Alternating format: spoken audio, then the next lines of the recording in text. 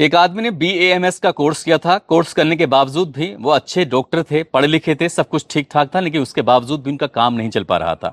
Homeopathic के doctor होने के बाद उनके पास कोई जब पेशेंट नहीं आता था तो वो अक्सर उनका पूरा पूरा दिन अपने ही उस क्लिनिक पे बैठे हुए बीत जाता था। अब जब इनकम नहीं होती थी तो आर्थिक स्थिति उनकी लगातार कमजोर होती चली जाती है।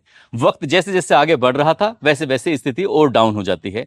और जब घर में खर्चे के लिए पैसे नहीं होते थे तो उसके बाद वो अपने घर की कुछ जरूरत की जो चीजें होती थी, वस्तुएं होती थी, पत्नी के जेवर हो या फिर कुछ और सामान हो, उसको जाते थे और बाजार में बेचकर आ जाया करते थे। ऐसे करते करते वक्त आगे बढ़ रहा था और एक दिन वो अपनी साइकिल लेकर बाजार जाते हैं और अलग अलग लोगों से बातचीत करते हैं कि भाई मैं अपनी साइकिल को बेचना चाहता हूं, इसकी क्या कीमत लगेगी। 1 जुलाई साल 1976 की ये बात है। आखिरकार उनकी साइकिल की कीमत आंकी जाती है 162 रुपए। उस दौर की ये बात है जब नई साइकिल 300 रुपए की आ जाया करती थी।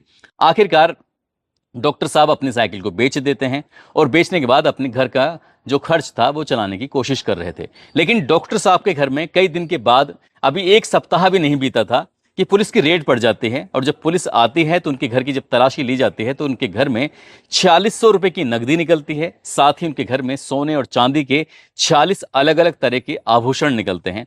पुलिस जब इनसे ये पूछताछ करती है कि आखिरकार ये तुम्हारे पास इतना पैसे कहां से आए, जबकि हमने बाजार में ये पता किया है कि तुमने अभी तक अपनी पत्नी की जेवर हो, ये घर की जरूरत की सारी चीजें हो, सब कुछ तो तुम बेच चुके हो, लेकिन ये नकदी कहां से आई, ये ज्वेलरी कहां से आई। तो डॉक्टर साहब इस बात का सही से जवाब नहीं दे पाते और तभी 9 कत्ल का खुलासा होता है।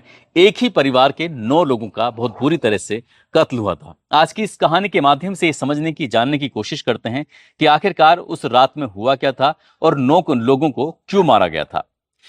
आदाब, नमस्कार, सत श्री अकाल। मैं उस्मान सैफी। आज की जो सच्ची घटना मैं आपको सुनाने जा रहा हूं, ये सच्ची घटना है मध्य प्रदेश के जिला ग्वालियर की। दरअसल मोहल्ला लश्कर लगता है और लश्कर का ही एक इलाका है खल्लासीपुरा, या उसे शिंदे की छावनी भी कह देते हैं। 6 जुलाई साल 1976 की ये बात है।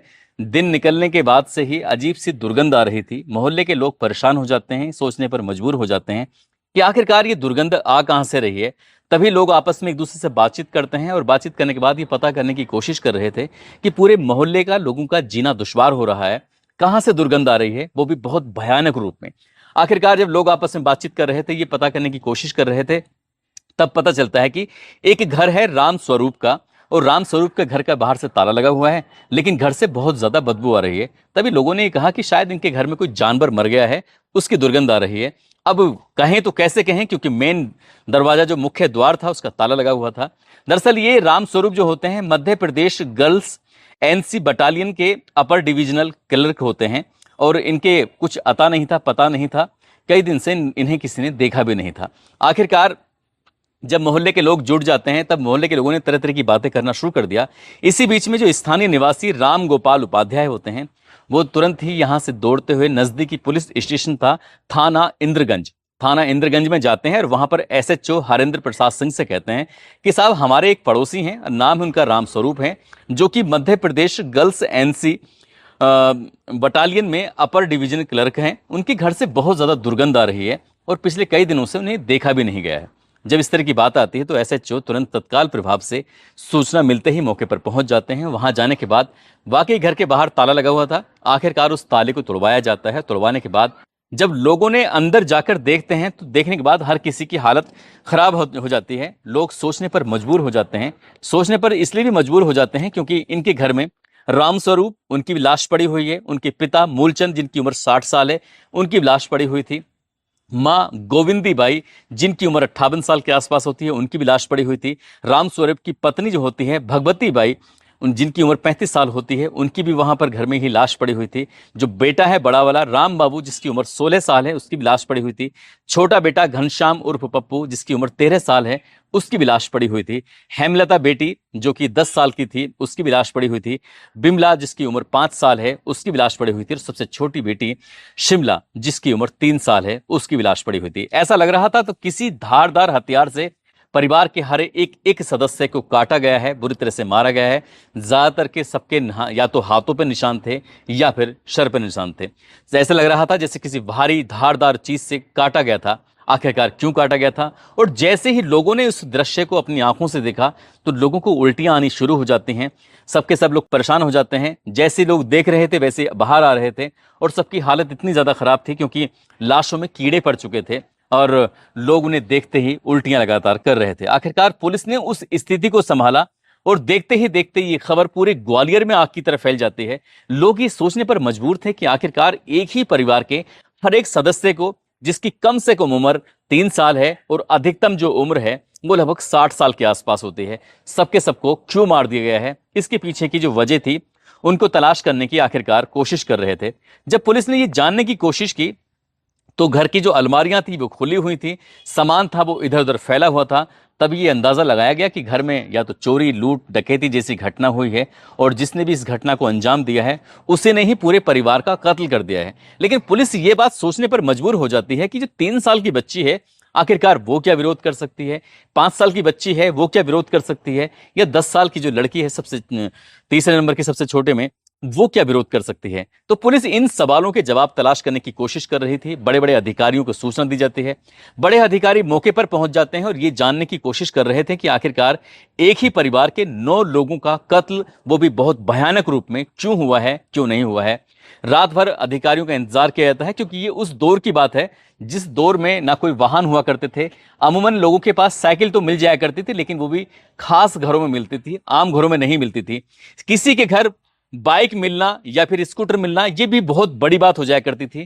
कार तो शायद पूरे पूरे शहर में भी किसी किसी के यहां पर हो जाया करती थी। इसी तरह से अब पुलिस ने इस घटनाक्रम को खुलासे करने के लिए लगातार कोशिश कर रही थी और ग्वालियर के मेडिकल कॉलेज में इन सारी जितनी भी लाशें थी 9 की 9 लाशों को कब्जे में लेकर 7 जुलाई साल 1976 की सुबह 10 बजे तक मेडिकल कॉलेज में पहुंचा दिया जाता है और डॉक्टर विजय कुमार दीवान आखिरकार इनका पोस्टमार्टम करते हैं।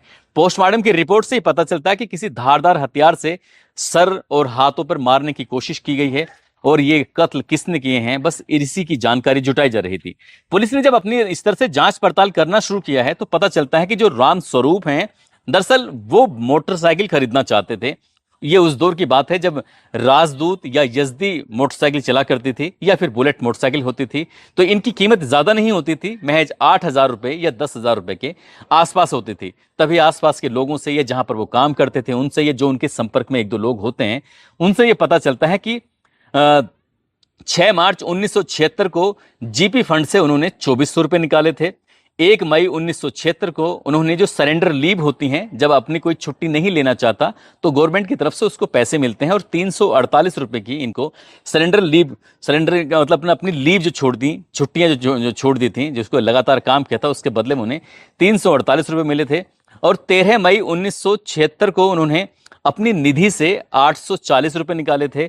26 जून 1976 को इन्होंने इंडियन ओवरसीज बैंक से 3,495 रुपए अपने सेविंग खाते से निकाले थे।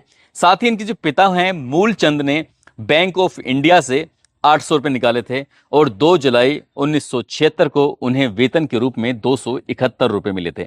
आखिरकार इन रुपयों को जो निकाले गए थे पिछले मार्च, अप्रैल, मई, जून और 2 जुलाई तक, जब ये देखा जाता है तो पता चलता है कि इन रुपयों की जो संख्या होती है 8,154 रुपए के आसपास होती है। यदि ये बुलेट मोटरसाइकिल लेना चाहते थे तो उन्हें लगभग 10-11 हजार रुपए के आसपास इकट्ठे करने थे।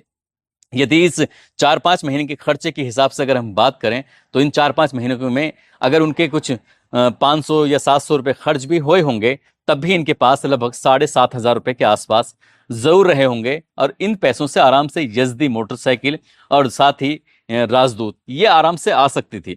और जब ये आसपास के लोगों से ये पता चलता है पूछने पर और जहां ये काम करते थे स्टाफ में, तो एक खुशी का अलग ही माहौल था।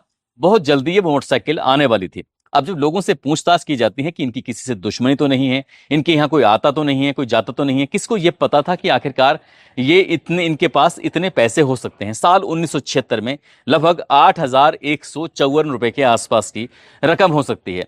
तब जब लोगों से ये पता चलता है तो ये पता चलता है कि राम स्वरूप का एक ही सबसे खास दोस्त होता है जो कि सर्वेश्वर प्रसाद शर्मा होता है और सर्वेश्वर प्रसाद शर्मा पेशे से डॉक्टर होता है। हालांकि राम स्वरूप भी वैसे तो नौकरी करते थे सरकारी, लेकिन होम्योपैथिक की ये भी चिकित्सक होते हैं और ये कि इन्होंने प्रैक्टिस करी थी, प्रैक्टिस की वजह से ये भी अपना कभी कभार दुकान अपने क्लिनिक पर बैठ जाया करते थे। अब ऐसी स्थिति में इन्होंने पुलिस ने जब जांच पड़ताल करना शुरू किया है तो सर्वेश्वर प्रसाद शर्मा और राम स्वरूप शर्मा की बहुत अच्छी दोस्ती थी। ये कभी भी यहाँ आ सकते थे, कभी भी जा सकते थे। पास में ही एक टेम्पो चलाने वाला व्यक्ति होता है। उस व्यक्ति ने कहा कि साहब, मैंने ये जो डॉक्टर साहब थे सर्वेश्वर प्रसाद शर्मा जी, इनको मैंने 4 जुलाई 1976 की रात लगभग 8 बजे के आसपास उन्हीं के घर के, यानी कि राम स्वरूप के घर के ठीक सामने जो चबूतरा सा बना लेते हैं, उस चबूतरे पे मैंने बैठा हुआ देखा था। और ऐसे ही एक और व्यक्ति ने कहा था कि मैंने रात 10:30 बजे के आसपास राम स्वरूप को आखिरी बार जिंदा देखा था। इसके बाद मैंने उनको नहीं देखा था। पुलिस ने आखिरकार, पुलिस के लिए सबसे प्राइम सस्पेक्ट कोई और नहीं था बल्कि सर्वेश्वर प्रसाद शर्मा होता है। और जब उसकी गिरफ्तारी के लिए जब दबिश दी जाती है, उसको ढूंढा जाता है, तो वो गिरफ्तार भी हो जाता है और पता चलता है कि उसके घर से 4,600 रुपये नगद मिल जाते हैं, सोने की मोहर, कलाई की घड़ी मिल जाती है, सोने की अंगूठियां, चांदी के जेवर। इस तरह से जब गिनती की जाती है तो पता चलता है कि उनके यहाँ लगभग 40 आभूषण होते हैं। अब यहाँ जब पुलिस ने ये और भी जांच पड़ताल करना शुरू किया है तो पता चलता है कि ये आदमी, जब साल 1971 में इसकी शादी होती है, शादी के बाद से ही ये परेशान रहता है। इसका काम धंधा चल नहीं रहा था। हालांकि उसने BAMS का कोर्स किया हुआ था, डॉक्टर था और अच्छी जानकारी भी रखता था, लेकिन फिर भी इसके पास ज़्यादा पेशेंट आते नहीं थे, मरीज आते नहीं थे। उसकी वजह से इनकम हो नहीं रही थी और धीरे धीरे करके उसने अपने घर का जो सामान था उसको बेचना शुरू कर देता है। अपने घर की जो संपत्ति थी उसको तक गिरवी रख देता है। जो घर के सामान थे, पत्नी की जेवर वगैरह, आगे वक्त बढ़ रहा था, इस हिसाब से उसके पास ज्यादा कुछ था नहीं। और उसी के घर में जब इतना पैसा मिलता है, ज्वेलरी मिलती है, तो पुलिस ने ये जानने की कोशिश की कि आखिरकार तुम्हारे पास ये सब इतना पैसा कहां से आया। तो उसका वो सटीक से आंसर नहीं दे पाया था। पुलिस की पड़ताल में, पुलिस की जांच में जब कोर्ट में चार्जशीट लगती है तो उसके बाद ये पता चलता है कि 4 और 5 जुलाई 1976 की रात की ये बात है। दोनों ने आराम से बैठकर संग शराब पी थी और जब शराब के नशे में हो जाते हैं तो शायद इसी बीच में राम स्वरूप ने खुशी खुशी ये जाहिर किया था कि वो बहुत जल्दी एक नई मोटरसाइकिल खरीदने वाला है। उसके पास कुछ पैसे का इंतजाम हो गया है, कुछ पैसे और होने हैं।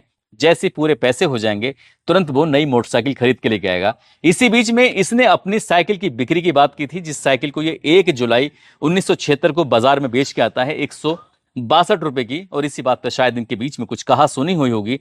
इसने सबसे पहले उसकी पत्नी को मारा, पत्नी नहीं, उसको राम स्वरूप को मारा। उसके पैरों में जो कुल्हाड़ी मारता है तो वो नशे में तो था ही, बेहोशी जैसी हालत में था, लेकिन उसकी चीख निकलती है। जो उसकी पत्नी अपने पति के पास ही देखने के लिए आती है कि आखिरकार उसकी चीख क्यों निकली है, तो सबसे पहला जो कत्ल करता है उसकी पत्नी भगवती बाई का।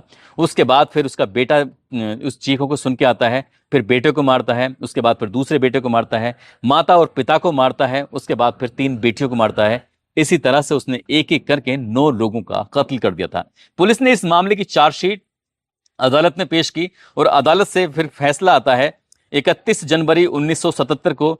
और जो पूरे दोनों जो वकील होते हैं, बचाव पक्ष का और जो विरोधी पक्ष का होता है, दोनों ही जिरह करते हैं, अपने अपने तरीके से इसमें अपना पक्ष रख रहे थे ताकि ये बता सकें। तभी पता चलता है कि कोर्ट ने इस मामले में इस परिस्थिति जन्य साक्ष्यों के आधार पर जो ये व्यक्ति होता है सर्वेश्वर प्रसाद शर्मा को ताजा राते हिंद दफा 302 के तहत सजाए मौत का हुक्म सुनाती है। और वो कहती है कि तब तक इस व्यक्ति को फांसी के फंदे पर लटका कर रखा जाए जब तक कि इसके प्राण न निकल जाएं। बस इतना था। उसके बाद पूरे इलाके, पूरे प्रदेश भर में इस घटना की जानकारी लोगों में धीरे धीरे फैल रही थी, क्योंकि उस वक्त दौर ऐसा था जैसे आज का दौर नहीं है, सोशल मीडिया का आज का दौर चल रहा है। उस वक्त अखबारों के माध्यम से ही सूचनाएं जाया करती थी, वाहन भी इतना नहीं होते थे। लेकिन जैसे जैसे लोगों को पता चल रहा था कि एक डॉक्टर ने अपने ही खास दोस्त के पूरे परिवार को मौत के घाट उतार दिया है, तो लोगों को यकीन नहीं हो रहा था। आखिरकार मामले की सुनवाई फिर हाई कोर्ट में होती है। हाई कोर्ट निचली अदालत के फैसले को बरकरार रखती है। मामला फिर सुप्रीम कोर्ट में जाता है और सुप्रीम कोर्ट में इनकी अपील को खारिज कर दिया जाता है। यानी कि हाई कोर्ट का जो फैसला था उस फैसले को बरकरार रखा जाता है कि डॉक्टर साहब को सजाए मौत का ही हुक्म सुनाया गया था। हमने इस कहानी के और भी अगले पार्ट के बारे में जानने की कोशिश की कि क्या वाकई डॉक्टर साहब को फांसी हुई थी या नहीं हुई थी। आज़ादी से लेकर आज तक जितने लोगों को फांसी दी गई थी उसमें डॉक्टर सर्वेश्वर प्रसाद शर्मा का नाम शामिल नहीं था। और मैंने और भी कुछ जानकारी जुटाने की कोशिश की तो ये भी नहीं पता चलता है कि उनकी मौत जेल के अंदर ही होती है या जेल के बाहर होती है, या राष्ट्रपति के यहाँ अपील करके उनके कुछ मदद हो जाती है, क्षमादान कुछ हेल्प मिल जाती है। इसके बारे में तो कुछ पता नहीं। लेकिन ग्वालियर के लोग इस कहानी को जरूर सुन रहे होंगे। मैं उनसे अपील जरूर करूँगा कि अगर सर्वेश्वर प्रसाद शर्मा के बारे में कोई भी जानकारी हो तो हमें कमेंट के माध्यम से उसे अपडेट करने की कोशिश जरूर करें। और इस कहानी में और क्या तथ्य हो सकते हैं जो हम नहीं पकड़ पाए, हम नहीं पहुंच पाए, तो वो भी बताने की कोशिश करें। दोस्तों, इस पूरे घटनाक्रम को सुनाने का उद्देश्य किसी को परेशान करना नहीं है, किसी का दिल दुखाना नहीं है, बल्कि आपको जागरूक करना है, आपको सचेत करना है। और इतिहास के पन्नों में जब हम झांक के देखते हैं तो पता चलता है कि एक ही घर के 9 सदस्यों की एक 12वीं हत्या इसलिए कर दी जाती है क्योंकि एक दोस्त बहुत गरीब होता है और दूसरा दोस्त जिसकी स्थिति कुछ ठीक थी वो पैसे से बाइक खरीदना चाहता था। जाते जाते दानिश अली हैं, पुनीत कुमार हैं जो कि रतलाम के रहने वाले हैं, मुसर्रत अंसारी हैं जो कि बरेली के रहने वाले हैं। आज इनका जन्मदिन है, इनको जन्मदिन की ढेरों सारी शुभकामनाएं, बहुत बहुत मुबारकबाद। आप सब लोग अपना ख्याल रखें, सुरक्षित रहें। जय हिंद, जय भारत।